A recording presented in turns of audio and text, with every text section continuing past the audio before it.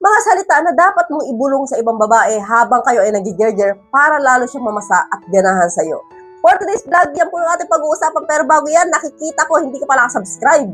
Mag-subscribe ka na po muna. Maraming salamat. God bless po. At proceed na po tayo agad sa number 1. Bango at ang lambot ng kifi mo. No? Kapag ito pong salita na ito ay ibinulong mo sa babae habang kayo ay nag-gerger, no? Sabi mo lambot at ang bango ng kifi mo.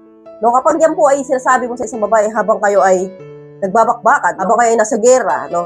Ang babae, Lods, alam mo yung L na L dyan. Ang babae, ganado dyan, no? Paramdam po kasi namin, kapag sinabi po sa amin ng lalaki yan, habang po kami ay binabarbecue, no? Paramdam namin tumataas yung confidence namin sa sarili. At dahil doon, gaganahan kami. Ibigay todo kami. So, mas lalo yung uungol, mas lalo yung hihiyaw. Kasi nga, napuri mo siya. So, ang babae, mas gaganahan talaga kapag narinig niya yung salita na yan.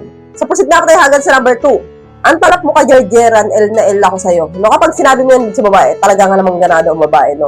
Ito po ay nagpapabuhay ng dugo ng babae. Kapag po ito ay binubulong mo sa kanyang tenga habang kayo ay nagtutuhugan, no? Importante, Lods, na gumamit kayo ng dirty talk habang po kayo ay nasa bakbakan. Kasi po, nakakapagpagana yon sa isang babae. Hindi lang sa babae, kahit sa inyong mga lalaki, kapag po kayo ay dirty talk, no? Pagdating po sa kama, siyempre, nag-iiba rin yung, galawan ninyo para nabubuhay yung mga dugo-dugo ninyo, di ba?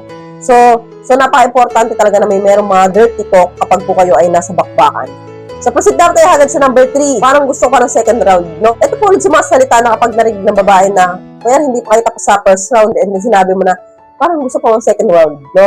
Ibig sabihin, Lods, no, ang babae, nakakaramdam kami na parang gigil kayo sa amin. So, ang gagawin po namin kapag naramdaman po namin yun, nagtotodo bigay kami, syempre, ibibigay namin yung lahat, no? Isusuko namin yung tunay na bataan, no? Wala kaming ititira sa sarili namin. So, ibig sabihin, ibibigay namin ng bonggang-bongga yung sarili namin sa inyo. So, kaya po, ang babae, kapag narinig talaga ito ng tatlong salita na ito, no, talagang namang ganado dyan pagdating po sa Gerger. So, try ninyo, Lods, no? I hope you learned something in this video. Hanggang dito na lang po tayo. So, maraming salamat. God bless po. Ingat po kayo palagi. See you again to my next video. God bless. Bye!